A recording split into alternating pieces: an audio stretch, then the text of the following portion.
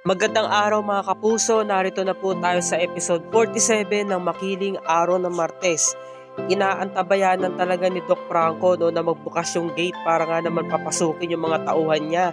Nung nakapasok na nga to si Rose saka si Alex, gawa nga ng hinatid niya nga yung girlfriend niya, kinausap ni Alex kung okay ba raw tong si Rose na harapin na muli si Amira. Sabi naman ni Rose, hindi ko pa kaya. Kahit naman na anong sabihin mo dyan kay Amira, para bang ang layo-layo ng loob niya sa akin noon pa. Alam mo naman yun. Alam mo Rose, tiwala naman ako sa iyo eh. Magiging maayos din ang lahat. Niyakap niya si Rose, di ba? Ngayon, pinapasok na ni Franco yung mga tauhan niya dahil nga nakabukas yung gate. Nung malapit ng isara ng guard yung gate nila, naunahan ng putok ng baril. Kaya nagulat sina Rose at si Alex. Kumuha agad siya ng baril at binigyan niya ng baril si Alex para makipaglaban dun sa mga tauhan nga na nanloob sa compound nila. Nagkaroon ng barilan. Pumasok tong tatlong armado na hindi kilalang lalaki. Mga nakasuot sila ng itim. Yung isa na baril, nasa pool ni Rose. Tapos, sabi ni Doc Franco, buksan ninyo yung video. Kailangan makita ko yung pangyayari sa loob. Kitang-kita ni Doc Franco na tinamaan ng bala yung anak niya. May tama si Rose sa may balikat, nadaplisan siya. Kaya bigla na lamang siya natumba. Nagulat si Alex, sa sobrang galit niya, nagpaulan siya ng bala. Ngunit minalas din si Alex dahil tinamaan din siya sa braso. Hanggang sa humandusay na silang dalawa. Sabi naman ni Doc Franco, umatras na kayo. Sumisigaw si Alex, Rose, kaya mo yan, lumaban ka. May malay pa si Rose. Ngayon, tinanong ni Doc Franco sa mga tauhan niya kung napuruhan ba raw yung babae. Opo, boss. Tinamaan po namin eh. Sige na, umalis na kayo. Tumakbo na yung sasakyan at talagang lumikas na. Ngayon, huli nang dumating yung mga tauhan ni Amira. Para mga pulis eh. Diba sa teleserye? Ngayon, biglang lumabas si Amira dahil nga narinig niya yung putukan ng baril. Nagulat siya na ang ate niya ay talagang nasa critical na kondisyon. Ang daming dugo, tumutulo na sa may sahig. Lumabas na rin si Magnolia, si Lolo Tirso, saka si Lola Ising. Sabi ni Amira, kukunin ko yung mutya. Hindi na, Amira. Huli na, dalhin na natin siya sa hospital ngayon din.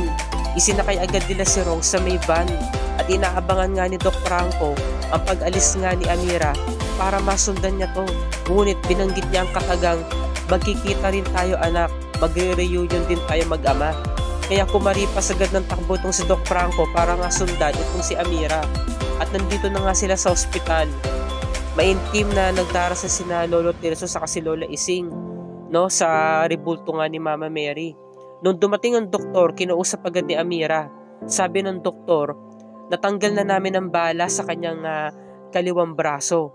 Nadaplisan lang siya. Pero nasa emergency room pa rin siya kasi critical pa rin ang kanyang lagay. Nanghina na lamang tong si Lola Ising at talagang napaluha. Sabi naman ni Alex, pwede po ba namin siyang dalawin? Maya-maya lang po, tatawagin po kayo ng nurse para po papasukin kayo sa loob. Bigla na lamang sumulpot si Doc Franco. Gawin ninyo ang lahat na makakaya nyo, Doc, para lang mailigtas ang pasyente. Nagulat silang lahat. Anong ginagawa rito ni Dr. Franco Terra? Sabi ng doktora, yes sir, gagawin po namin ang lahat. Bigla na lamang humarap si Amira, sabi niya, anong ginagawa mo dito ha? Alam ko na ikaw mismo ang may pakana ng panloloob sa loob ng bahay namin. Kung bakit naging kritikal ang kalagayan ngayon ni ate.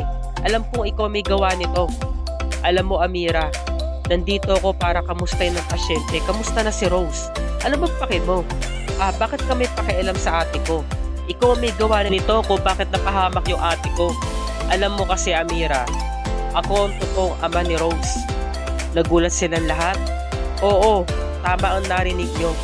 Ako ang tunay na ama ni Rose. Anak namin siya ni Leyna noong mga panahon na yon. Dahil nung bata pa kami na mga magulang ninyo, ibinigay sa akin ni Leyna na yung resulta ng kanyang pagbubuntis. Sabi niya, Franco, ito ang resulta ng ating pagmamahalan. Ngunit, nung nalaman ko nagdadalang tao ang nanay mo, tinanggihan ko siya dahil natakot ako sa mga responsibilidad. Dahil alam kong mababaliwala lahat ng mga pangarap ko. Sabi kasi dito ni Leyna sa alaala, Sabay-sabay nating haharapin ang pagsubok, pati ang pangarap natin. Aaralin ko rin yung mga inaaral mong gamot para sabay tayo magtagumpay. Sabi naman ni Doc Franco, alam mo naman Leyna, na mataas ang pangarap ko. Kung sakaling kayong dalawa ang atupagin ko, baka sa'yo at sa magiging anak mo ko ibubunto ng galit ko, sabi ni Leyna. Kung ganon, itatanggi mo kaming dalawa. Na-disappoint talaga si Leyna, ibinigay yung pregnancy test kit, di ba? Kay Franco. Sabi niya, alam ko mahirap paniwalaan, pero totoo, sabi ni Lola Ising. Kaya pala nung mga panahon nag-aaral pa si Leyna, tinatanong ko siya, bakit hindi siya makapagsalita kahit alam ko meron siyang dinaramdam na problema. Lagi siyang tuliro, lagi siyang malungkot.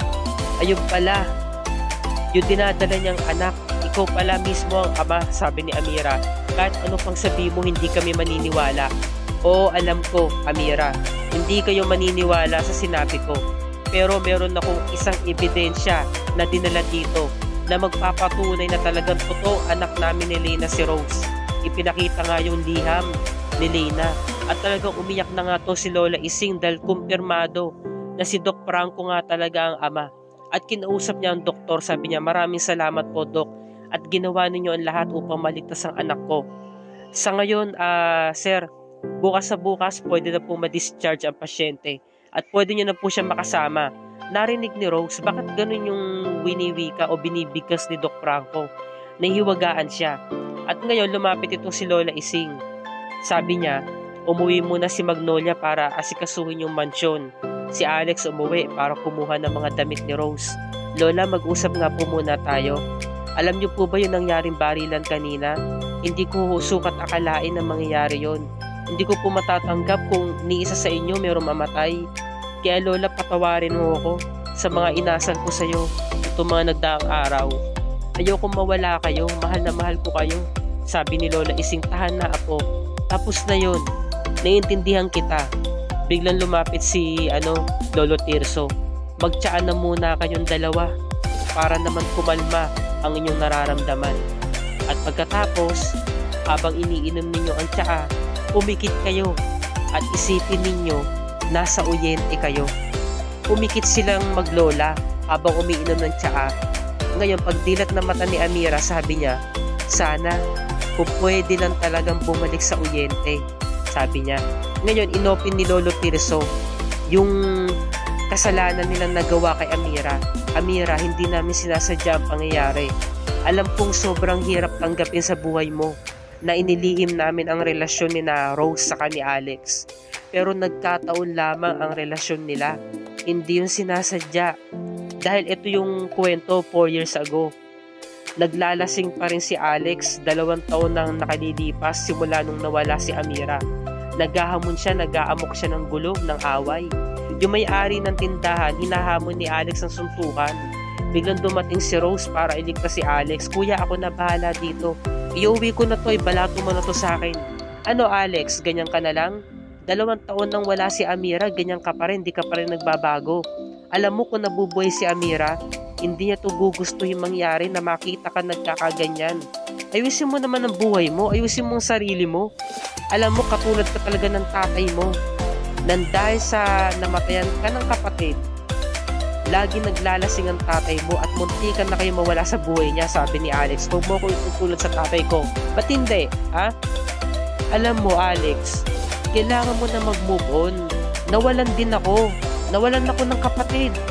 Pero nandito ako, buhay tayo. May pagkakataon para tayo lumaban sa buhay at magbago, sabi ni Alex. Alam mo ba, Rose? Wala nang silbi ang buhay ko. Si Amira lang talaga ang pag-asa ko. Siya lang talaga ang buhay ko. Nangako kami sa isa't isa na talagang magsasama kami habang buhay. Kasalanan ko nung gabing yun. Dahil pakaramdam ko, pinabayaan ko siya. Alam mo kung bakit? Dahil inutil ako. Wala akong nagawa para kay Amira. Alam mo ba? Simula nung nawala si Amira, sinisisi ko ang sarili ko na sana ako na lamang yung namatay. Ako na lamang yung wala.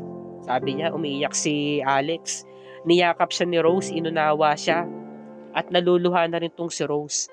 At makalipas ang 1 taon, 3 years ago na, diba? Dito na nagkaigihan ng damdamin itong sina Rose saka si Alex. Naging malalim pa yung pagkakaibigan nila sa loob ng 1 taon. Nagluto si Alex at pinatikim niya kay Rose kung masarap ba. Sabi ni Rose, "Naku, sabi ko naman sa'yo Alex ako na lamang utusan mo dito kahit magkarpentero ko, magkabit ako ng ilaw, mag-ayos ako ng electric fan, okay lang. Basta't hindi mo kumaasahan sa pagluluto." Sabi ni Alex, "Naku, kailangan talaga natin mag-aral magluto. Kaya nga, mabuti pa. Bumili na lang tayo ng ulam," sabi ni Rose. Sabi ni Alex, "Paano kaya to? Gusto ko pa namang ipaghanda ng pagkain si nanay sa nalalapit na birthday niya." Sabi naman ni Rose, "May oras pa naman na." Ngayon, bilang nagbago usapan nila. Dahil sabi nga ni Alex, marami na tayong pinagdaanan na problema. Pero lalo pang tumibay ang pagsasamahan natin bilang magkaibigan. Nagpapasalamat ako, Rose, kasi nakilala kita. Naging kababata kita. At ikaw ang nagpabago ng buhay ko. Ikaw ang nagpabago ng pananaw ko sa buhay para maging ganito, mag-move on, para magsimula muli. Ngayon, humarap si Alex sa harapan ni Rose, umupo siya. "Alam mo ba, Rose, may sasabihin ako sa'yo," sabi ni Rose. "Ano yun?" "Pwede ba yung pagkakaibigan natin, mas sigitan pa natin para doon?" Doon na siya nagtapat ng kanyang pag-ibig. Dahil nga nakaramdam na siya kay Rose talaga na parang mahal niya na to at napatunayan niya na talagang mahal niya to. Ngayon, naunawaan na ni Amira ang totoong dahilan kung bakit naging sila ng ate Rose niya sa ni Alex. At dito na po nagtatapos ang review ni Rica para sa araw na to, mga kapuso.